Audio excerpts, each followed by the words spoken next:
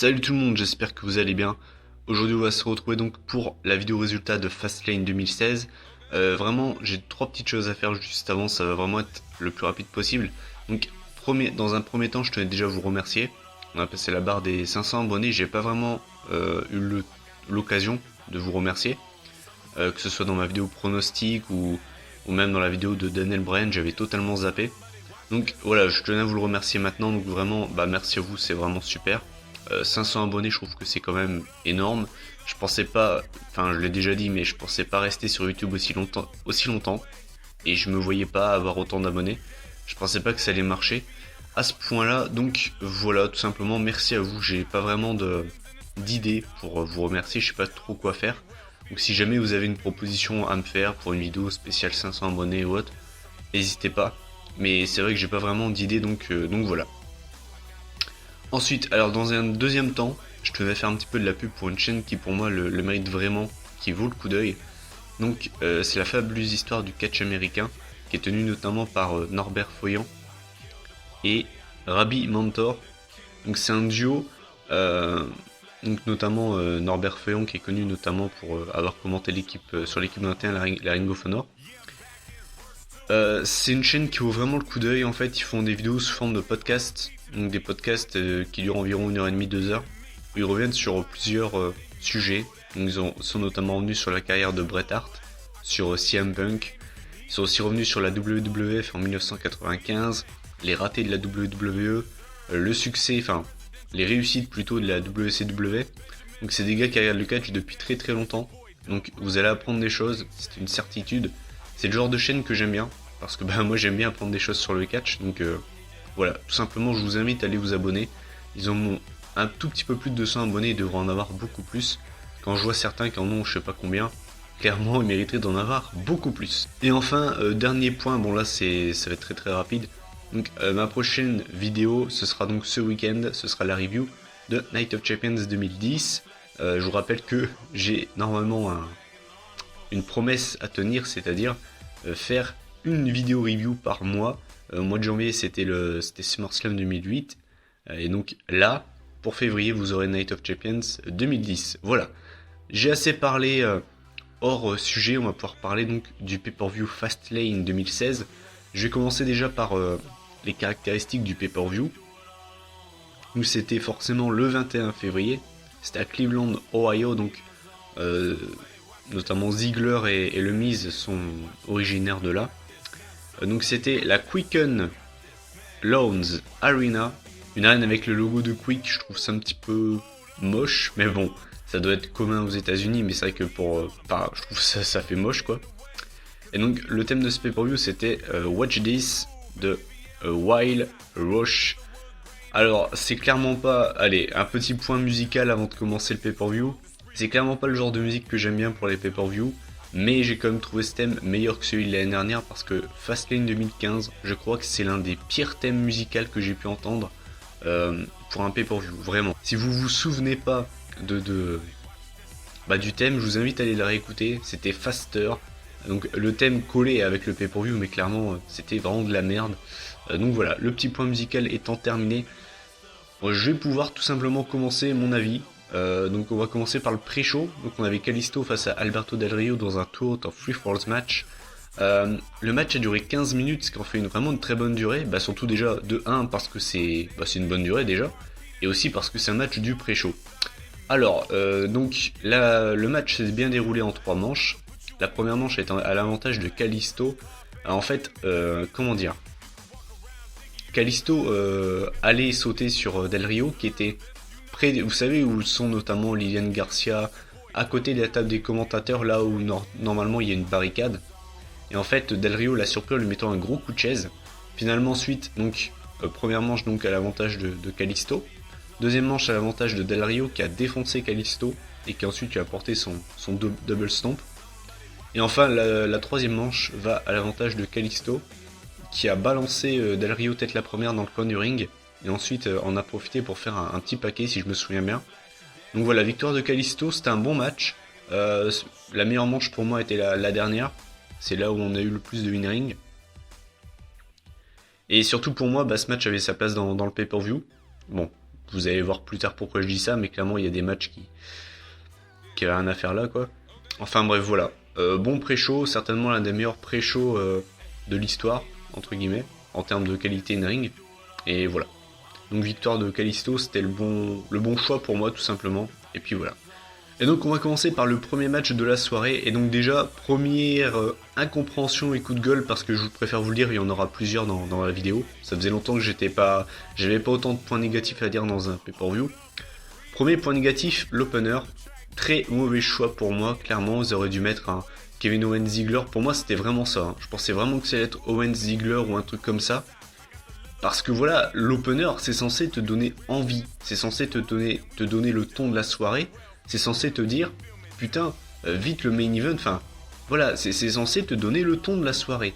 Et commencer par le tag team de Diva, je suis vraiment pas sûr que c'était la meilleure chose à faire. Donc c'était Sasha Banks et Becky Lynch face à Naomi et Tamina. Donc le match a duré environ 10 minutes. Il n'y a pas vraiment, voilà, entre Wikipédia US et, enfin, anglais et français, c'est pas tout à fait la même durée. Donc la durée est d'environ 10 minutes, ce qui en fait une bonne durée. À mon avis, c'est que c'était un bon match. Voilà, franchement, il y avait vraiment rien de plus. J'ai pas trouvé ce match mauvais, je l'ai pas trouvé exceptionnel. C'était un bon petit tag team match de Diva, mais comme je l'ai dit dans ma vidéo prono, pour moi ce match avait rien à faire en pay-per-view. Et certainement pas en opener. Pour moi, c'était une énorme erreur de le mettre là. Énorme erreur de booking. Au niveau du résultat, pareil, c'était très prévisible. On a une victoire donc de la team Becky Lynch, Sasha Banks, avec à la fin le bank statement sur Tamina. Et ensuite, on a Becky Lynch qui, dans le même temps, a contenu Naomi qui a voulu intervenir, en lui portant également sa soumission à elle. Donc voilà, c'était un bon match, mais vraiment j'ai trouvé qu'il n'y avait rien de plus et j'ai vraiment pas grand chose à dire sur ce match. Juste pas trop aimé le début, j'ai trouvé que le début du match a eu du temps à se mettre en route. Et une fois que c'était mis en route, j'ai trouvé que c'était vraiment un bon petit match de Diva, bien agréable quoi. Donc j'ai mis 7 sur 10, ça en fait une bonne note. Et je préfère le dire, le répéter, mais les matchs féminins j'ai tendance à les surnoter, voilà. Ensuite, on va continuer avec le deuxième match de la soirée. Et là, pour moi, ça aurait dû être l'opener. Donc, c'était pour le championnat intercontinental entre Kevin Owens et Dolph Ziggler. Donc, c'était l'un des matchs que j'attendais le plus de la soirée. Parce que les deux ensemble nous donnent toujours des bons affrontements. Donc, le match a duré un tout petit peu plus de 15 minutes. Donc, ça en fait une très bonne durée, tout simplement. Mon avis, alors, c'était un bon match. Clairement, c'était un bon match. Mais je m'attendais à mieux. Je m'attendais un poil mieux quand même. Mais après voilà, je vais pas cracher dans la soupe. Ils nous ont quand même donné un bel affrontement. Le seul point négatif, après je sais pas si vous ça fait pareil. Mais par exemple ce match-là on l'avait déjà eu 2 fois à Raw.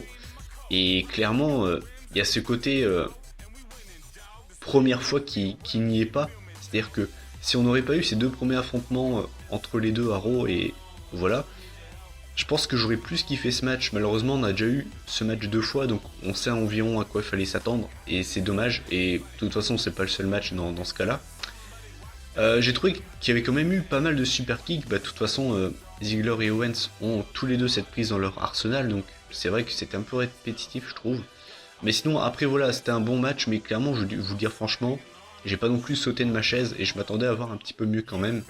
Donc victoire de Kevin Owens avec sa pop-up powerbomb.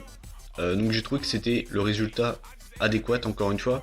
Et de toute façon, je voyais pas Ziggler reprendre un titre. Et voilà, en plus de ça, Owens venait à peine de gagner le titre. Donc je le voyais pas perdre le titre aussi rapidement.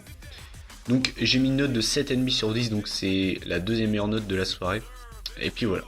Ensuite on va passer au troisième match de la soirée. Et là je vais essayer de pas trop y rester trop longtemps. J'ai pas envie de faire une vidéo trop longue. Mais là clairement j'ai de l'incompréhension avec ce match. Donc on avait un 6-man tag team match. Donc avec Luke Harper, Braun Strowman et Eric Rowan, la Wyatt Family, face à Ryback, Kane et Big Show. Alors le match a duré environ 10 minutes. Un petit peu plus de 10 minutes. Donc ça en fait une bonne durée. De toute façon il fallait pas s'attendre à un match plus long. Et les fans n'attendaient pas ce match. C'était l'un des matchs que j'attendais le moins avec le tag team de Diva. Donc, alors, mon avis, alors je vais déjà donner mon avis sur la qualité in-ring. J'ai pas trouvé ce match foncièrement mauvais. Comme j'ai déjà dit aussi dans des anciennes vidéos, je note toujours en fonction de la capacité des catcheurs à nous offrir un bon match. Là, on n'a que des poids lourds, on n'a aucun high flyer, donc déjà le niveau du rythme était pas très haut, pas très élevé, donc c'était normal. Et je prends toujours en fonction de ça, donc clairement, j'allais pas mettre une note dégueulasse. Je sais que certains vont peut-être plus saquer ce match, mais je me voyais pas saquer ce match non plus. J'ai trouvé ce match franchement correct, il a rempli son job tout simplement. C'était pour moi un match bouche-trou. Bah tout simplement il a bouché le pay-per-view, entre guillemets, il a fait son job pour moi. C'était pas un mauvais match, c'était pas un match exceptionnel, attention je dis pas ça. Mais clairement voilà. Alors, donc j'ai mis 6,5 sur 10, donc c'est quand même une bonne note je trouve. Bah ouais, franchement oui, je pensais mettre moins, je vais vous le dire franchement. Donc 6,5 sur 10 c'est une bonne note, je trouve. Et maintenant on va pouvoir passer au coup de gueule et au résultat. Donc tout le monde était d'accord pour dire que c'était un match très très prévisible, que la Wyatt Family allait gagner, c'était fait d'avance, tout ce que vous voulez. Eh ben non, on a eu une surprise dans ce pay-per-view, l'une des rares d'ailleurs. Et clairement, c'est pas celle que j'aurais voulu. Hein. Donc victoire de la team Jobber entre guillemets. J'aime pas dire ça mais c'est un petit peu ça. Donc victoire donc de Ryback qui porte le shell shock sur Luke Harper pour la victoire finale. Et là les gars, je vais m'énerver parce que j'en ai ras-le-bol. Mais quand je vous dis ras-le-bol, c'est ras-le-bol. Je l'ai peut-être pas montré pour les anciens pay-per-view, mais j'en ai ras-le-bol du booking de la Wyatt Family. J'ai l'impression, peut-être que je me trompe, j'ai une impression que les bookers et Vince ne savent pas quoi faire avec cette équipe. Les mecs tournent en rond, ils ont débuté donc en 2013, ça va faire 3 ans cet été qu'ils sont là. Ils ont toujours pas eu de grande victoire majeure et ils tournent en rond avec ce clan et je vous le dis, ça me casse royalement les couilles. Parce que là clairement, je pensais que c'était très prévisible qu'ils allaient battre 3 mecs qui avaient pas de plan très... Je pensais qu'ils allaient battre 3 mecs qui avaient pas vraiment de plan défini. Eh ben non, je me suis trompé. C'est-à-dire que, en plus de ça, c'est pas pour clasher, mais Kane et le Big Show, on a vu une news qui nous disait qu'ils avaient prolongé, si je me trompe pas, et qu'en gros, ils avaient un contrat un peu de jobber de luxe. Donc, si je résume bien la chose, hein, la Wyatt Family a perdu contre des jobbers de luxe. Est-ce qu'on se fout de ma gueule? Non mais les gars, c'est censé être un clan qui transmet la terreur, qui transmet tout ce que vous voulez. Ils ont eu des putains de rivalités, et les mecs perdent contre 3 tocards. Excusez-moi d'être méchant, même si j'aime beaucoup Ryback. C'est une équipe de tocards. Ils ne valent plus rien. Je suis désolé d'être violent comme ça, mais ça me pète royalement les couilles. Donc, on a une équipe de jobbers qui viennent de battre la Wyatt Family. Et cette même Wyatt Family, qu'on essaie de nous vendre comme destructrice à souhait, qui va avoir normalement, je pense pour Braun Strowman, normalement devra avoir une grosse victoire à WrestleMania. Bray Wyatt qui va affronter Lesnar. Mais après ça, comment tu veux être crédible, putain de merde? Enfin, je veux dire, voilà, Lesnar il a défoncé Big Show, tout ce que vous voulez. Et lui, il va affronter Wyatt. Quel suspense, on sait déjà qui va gagner. Enfin, je veux dire, moi ça me casse royalement les couilles, c'est mon coup de gueule de cette vidéo, parce que j'en ai marre de l'utilisation de la Wyatt Family, et ils sont en train de foncer dans le mur avec cette équipe, ce clan, et ça va devenir un clan de jobbers, vous allez voir. À ce rythme-là, on part clairement comme ça. Et ça me casse royalement les couilles, je vous dis franchement, c'est clairement mon coup de gueule de cette vidéo. Ensuite, il faudra continuer avec le prochain match, et j'ai pas envie d'y rester très longtemps. Donc on avait Charlotte face à Brie Bella pour le championnat des divas. Donc c'était pas un match que j'attendais. Pour moi, Brie Bella n'avait rien à faire là encore une fois. Le match a duré 12 minutes 30, ça en fait une bonne durée. J'ai mis 6,5 sur 10. Voilà, clairement j'ai pas envie de rester longtemps sur ce match. J'ai mis 6,5 sur 10, ça en fait une note correcte. Donc, alors mon avis c'est que c'était un match qui était correct. Voilà, j'ai vraiment rien à dire sur ce match. Le match était correct, mais il y avait vraiment rien de plus. J'ai juste noté une chose, donc victoire de Charlotte avec son figure 8, à savoir que juste avant, Brie Bella portait un single leg Boston Crab sur Charlotte. Et presque dans la foulée, Charlotte enchaîne avec son figure 8, sachant que le single leg Boston Crab met de la pression sur la jambe, encore une fois. Bravo les bookers de la WWE, c'est très très logique. Ça m'a moins énervé que par exemple Nikki Bella, parce que Nikki Bella ça a été pris pendant tout le match à la jambe de Charlotte, qu'en plus de ça le genou de Brie était un petit peu blessé. Bon, ça m'a pas énervé, mais encore une fois c'est très très mal booké quoi, je veux dire c'est pas crédible. C'est pas crédible à aucun moment. Il n'y a aucun selling là-dedans quoi. Donc voilà. Mais j'avais vraiment pas envie de rester longtemps sur ce match, donc j'ai mis 6,5 sur 10. Voilà, Charlotte conserve avec son figure 8. C'était le choix à faire et Brie Bella méritait certainement pas le championnat des divas. Donc voilà.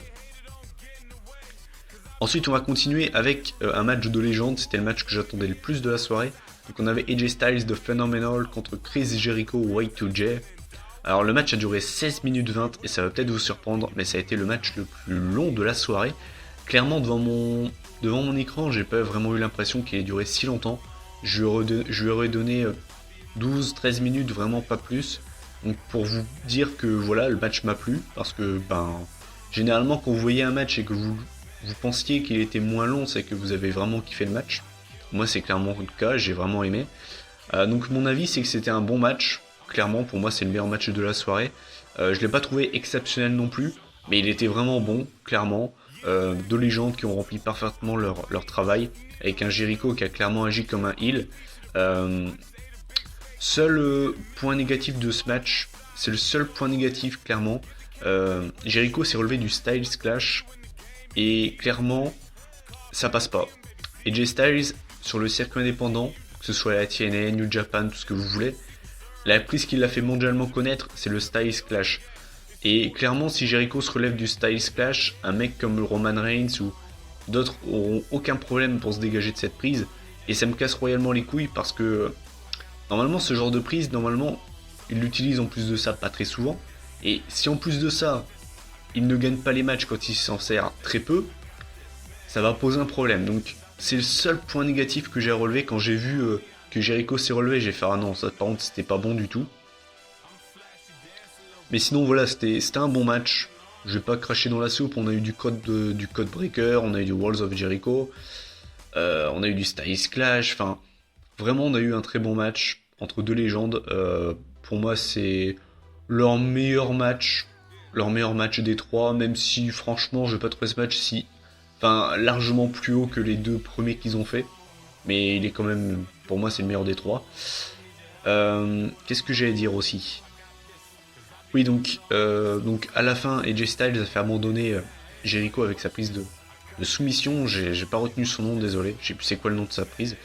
Donc je suis pas trop fan de cette prise, comme prise de soumission, enfin de finition au final. Je sais qu'il utilisait un genre de corkscrew du haut de la troisième corde du côté de la TNA entre autres. Et je préférerais largement qu'il se sert de cette prise. Bon, malheureusement, non. Mais je pense qu'AJ Styles devrait plus se servir de lui, de son côté aérien, c'est-à-dire faire genre des 450 splash ou des trucs comme ça.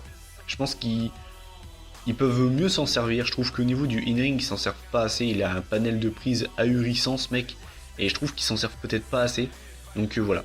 Donc j'ai mis 8 sur 10, ça fait 4 étoiles sur 5. Donc c'est quand même une très bonne note. Et puis voilà, j'ai rien d'autre à dire. C'était vraiment un bon match. Victoire de AJ Styles, c'était la meilleure chose à faire de toute façon. Et puis voilà.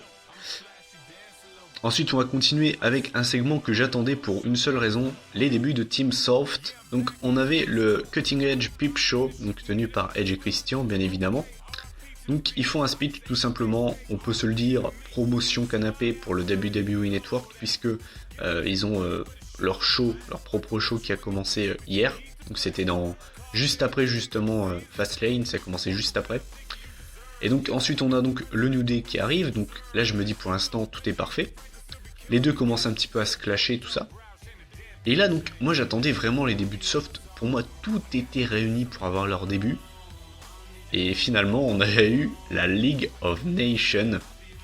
Alors autant vous dire que quand j'ai eu la League of Nations arriver, je me suis dit, j'ai encore un espoir, je me suis dit peut-être qu'on aura vraiment Soft qui arrive après, il y a peut-être moyen. Quand ensuite j'ai vu Edge et Christian arriver vers la rampe d'entrée, et qu'ils ont commencé à prendre le micro pour parler, je me suis dit, là ils vont peut-être nous dire, par contre je connais une équipe qui vont vous botter le cul, et je pensais vraiment qu'on allait avoir les débuts de Team Soft, et ben pas du tout. pas du tout. Donc, énorme déception de ce segment, je m'attendais à beaucoup mieux. Donc, je suis extrêmement déçu et clairement, j'ai une question. À part avoir fait la promo de leur show sur le WWE Network, à quoi a servi ce segment absolument dégueulasse? Je cherche toujours. Il a servi à rien ce segment, à part faire la promo de leur show sur le network. Donc, ouais, clairement déçu. Quand vous voyez qu'on passe de Team Soft à la League of Nations, j'ai fait ah oui, d'accord, ok. Donc voilà. Ensuite, on va passer au prochain match. Pareil, je vais vraiment être très très rapide dessus. J'ai rien à dire là-dessus. Donc, on avait un match improvisé entre Curtis Axel des Social Outcasts face à R-Truth. Le match a duré 2 minutes 20, donc autant vous dire que j'ai mis une note dégueulasse. En plus de ça, in-ring, c'était le néant intersidéral. On a eu Goldust qui a voulu venir aider R-Truth. Finalement, en fait, il a fait une gaffe plus qu'autre chose. Et donc, finalement, ensuite, on a Curtis Axel qui a fait un petit paquet sur R-Truth pour la victoire. Donc, victoire de Curtis Axel. J'ai mis 1 sur 10. Je voulais certainement pas mettre plus, je vous le dis franchement. Et c'est le genre de match qui m'énerve en fait. Parce que donner du temps d'antenne, notamment à un mec comme Curtis Axel, ça ne me dérange pas du tout. Au contraire, c'est pour moi un catcheur qui méritait mieux que ce qu'il a actuellement. Et le revoir notamment de l'avant avec la Social Outcast, ça me fait plaisir. Mais à quoi, franchement, concrètement, à quoi ça sert de faire des matchs de 2 minutes en pay-per-view? En plus de ça, c'est des matchs, on va pas se le cacher, que personne n'attend. Donc clairement, pour moi, ça c'est ce genre de choses qui me font détester la WWE par moment, parce que c'est pour moi ce genre de match, c'est du foutage de gueule quoi. Pour faire ça, pourquoi pas avoir mis un petit peu plus de temps dans tous les matchs, de par-ci par-là. Enfin voilà, franchement, j'ai rien d'autre à dire. Donc victoire de Curtis Axel, c'est génial pour lui, victoire en pay-per-view, waouh, j'espère qu'il s'en souviendra de celle-là, et puis voilà. Enfin, on va arriver au main event of the evening. Je vais encore une fois essayer d'être le plus rapide possible. J'ai pas envie que la vidéo dure très très longtemps. Donc on avait le triple threat match entre Dean Ambrose, Brock Lesnar et Roman Reigns.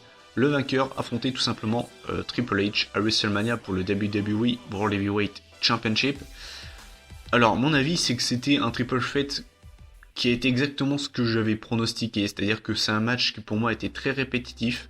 On a eu du Brock Lesnar qui a enchaîné les German Suplex, qui a apporté des F5 dès le début du match. C'est le genre de construction de match que je déteste, mais vraiment je déteste ce genre de construction.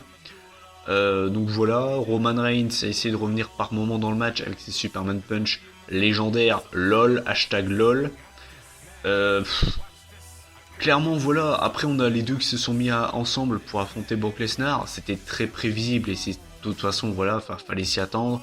On a eu deux powerbombs, non en fait un petit peu comme à l'époque du Shield, Bring Back Some Memories, enfin moi personnellement ça m'a rien fait mais bon, je sais qu'il y a des fans ça a dû leur faire plaisir. Donc on a eu deux powerbombs donc, sur Lesnar, sur deux tables des commentateurs, donc voilà, j'ai rien d'autre à dire. Sinon, donc on a eu du F5, on a eu du Dirty Deeds, on a eu du Spear. La prise qui m'a le plus impressionné, c'est quand Roman Reigns allait porter son Samoan Drop et que Roman Reigns l'a chopé par derrière pour lui porter une German Suplex. Du coup, ça fait une German Suplex Samoan Drop, c'était vraiment cool. Mais clairement, je vous le dis franchement, c'était clairement le match que j'attendais. C'est-à-dire un match répétitif qui me donnait pas envie. Et clairement, je vais pas dire que c'est le pire, voilà, ce serait abusé, c'est pas le pire triple threat que j'ai vu de ma vie. J'en ai vu des pires, notamment celui de SummerSlam 2015. Pour ceux qui s'en souviendraient pas, je vous invite à aller voir ce que c'est. Mais clairement, voilà, c'était clairement pas au niveau de celui du Rumble 2015. Pour moi, il y a un gouffre. Mais pour vous, si jamais vous avez trouvé les deux matchs au même niveau, franchement, c'est tant mieux pour vous. Mais pour moi, c'est un petit peu pour vous dire un petit peu ce que je recherche dans le catch, c'est du divertissement. Et clairement, un mec qui fait que des German Suplex pendant tout le match, ça ne me divertit pas, je suis désolé. Et c'est aussi pour ça que j'ai un gros problème avec le Lesnar actuel. L'ancien ça allait, mais actuel je peux vraiment pas. Donc, au niveau du résultat final, victoire de Roman Reigns avec un spear sur Dean Ambrose, j'ai envie de vous dire, putain, c'était pas du tout prévisible quoi. Personne ne s'y attendait. Ils avaient deux choix. Le choix des fans, Dean Ambrose, le choix des officiels, Roman Reigns. Ils ont choisi le choix des officiels, ça s'est entendu. Est-ce qu'on en parle de la pop de Roman Reigns à Fastlane? il y avait deux mecs qui étaient over, Lesnar et Ambrose, qui étaient clairement applaudis. Et il y avait un gars qui était clairement hué, c'était Roman Reigns. C'était Roman Reigns. Je crois que je vais faire un compteur, le nombre de fois en pay-per-view que Roman Reigns se fait siffler. Pour l'instant, on en est déjà à 2 fois. Le Rumble, il s'est fait mais siffler comme jamais. C'est pas sapé comme jamais, c'est sifflé comme jamais. Et à Fastlane, pareil, c'était le mec le plus sifflé du pay-per-view. Donc j'attends impatiemment son acclamation à WrestleMania, mais je vous le dis direct pour moi. Sachant que à WrestleMania, c'est un public qui est blindé d'Européens. Les Européens sont en général des smarts qui sifflent les top face, comme notamment Cena entre autres. Je pense que Roman Reigns va faire la passe de 3 et va encore une fois se faire bien siffler. Voilà. Donc j'ai mis, ah oui j'ai oublié de donner la note, j'ai mis 6 sur 10, ça en fait une note quand même pas terrible. C'était le main event, et en plus de ça c'était un triple threat match, genre de stipulation que j'adore, donc quand je mets 6 sur 10 un triple threat c'est clairement pas une très bonne note. Et le match a duré 16 minutes 10, donc il a été moins long que le Jericho AJ Styles. Déjà voilà, il y a quand même pas mal de problèmes dans ce match, mais voilà. Donc écoutez ma vidéo résultat, review comme vous préférez, de Fastlane 2016 est terminée. Alors la moyenne du show au point près c'est 6,07. 0,7, voilà. Ne demandez pas pourquoi j'ai compté le 7 après, je l'ai compté. Donc ça fait environ du 6 sur 10. C'est pas une note dégueulasse, 6 sur 10. Dans ma notation, je parle. Il y a beaucoup de pay-per-view que j'ai noté à 6 sur 10, même des pay-per-view que j'ai noté en dessous de 6 sur 10. Donc c'est pas le pire pay-per-view que j'ai noté sur ma chaîne. Mais c'est clairement pas le meilleur, quoi. C'est-à-dire que par rapport à l'année dernière, j'ai trouvé cette édition un poil meilleure, mais c'est clairement pas ça, quoi. C'est clairement pas ça. Surtout qu'on a vu une news qui nous disait que normalement la WWE voulait faire de Fastlane vraiment un gros show par rapport au 2015. Bah écoutez, si pour vous c'est ça, avoir un... Si pour vous c'est ça, avoir un gros show, bah écoutez, vous avez un gros problème. J'espère clairement pas que pour vous, vous allez faire une carte de ce style-là à WrestleMania, parce que là on n'est pas dans la merde. Surtout que j'avais pas aimé le 31, donc s'il vous plaît les gars, essayez de faire du rafistolage, essayez de faire une carte qui donne envie. Parce que là, clairement, Fastlane, est-ce que ça m'a donné envie d'attendre jusque WrestleMania? Non, parce que c'est ça aussi, les gars. C'est le pay-per-view de février, certes c'est un pay-per-view de transition, mais c'est aussi normalement, le message normalement c'est aussi en train de vous dire, ce pay-per-view là va vous faire patienter jusque WrestleMania. Bah clairement, est-ce que ça me donne envie d'attendre jusqu'en avril pour voir WrestleMania après avoir vu un show pareil? Non, franchement ce pay-per-view, il y a quelques points positifs, mais beaucoup de négatifs quand même. C'était un show très prévisible déjà. Et puis in-ring, c'était pas la folie. Pour moi, il y a les deux meilleurs matchs de la soirée, c'était le Owen Ziggler et le Styles Jericho. Ensuite, on a eu le Cutting Edge Peep Show qui a été une véritable blague et j'attendais largement mieux de ce segment. Curtis Axel Hard-Truth, est-ce qu'on en parle de ça? Enfin, je veux dire, c'est quoi cette merde? Le Six-Man Tag Team Match, est-ce qu'on en parle? Est-ce qu'on en parle du résultat final? Le Tag Team de Diva avait rien à foutre en pay-per-view. Ouais, franchement, non mais ce pay-per-view, il est pas dégueulasse, mais il y a beaucoup, il a autant de, il a même plus pour moi de négatifs que de positifs, quoi. C'est chaud, c'est chaud. C'est le dernier pay-per-view avant le WrestleMania. Là, voilà, le ressenti des gens, ça va être, ouais, bah WrestleMania, je l'attends pas. Et c'est tout à fait normal. Et voilà, j'ai rien d'autre à dire sur ce pay-per-view, clairement. Donc pour résumer, il est loin derrière le Rumble, que ce soit au niveau de la note finale, au niveau émotion, parce que j'ai eu absolument aucune émotion hier. Le seul frisson que j'ai eu, c'est quand j'ai entendu You Think You Know Me de Edge. Ça me fait tellement plaisir d'entendre ce thème.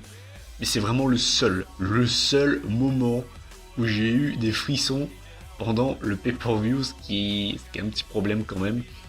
Voilà, donc écoutez, je vous invite à donner votre avis en commentaire sur ce pay-per-view. Qu'est-ce que vous en avez pensé? Quel est le match que vous avez le plus aimé, celui que vous avez le moins aimé? Est-ce que vous aussi vous avez été déçu du Cutting Edge Peep Show? Est-ce que vous aussi vous êtes totalement abasourdi suite à la défaite de la Wyatt Family? Qu'est-ce que vous pensez de la victoire de Roman Reigns? Enfin bref, voilà, donnez votre avis sur ce pay-per-view en commentaire, je me ferai un plaisir de lire votre avis et puis bah de vous répondre. Donc Écoutez, cette vidéo est terminée. Prochaine vidéo, ce sera le week-end prochain. Enfin, ce week-end plutôt. Pour la vidéo review de Night of Champions 2010. Moi, je vous dis donc à la prochaine. Prenez soin de vous. Salut.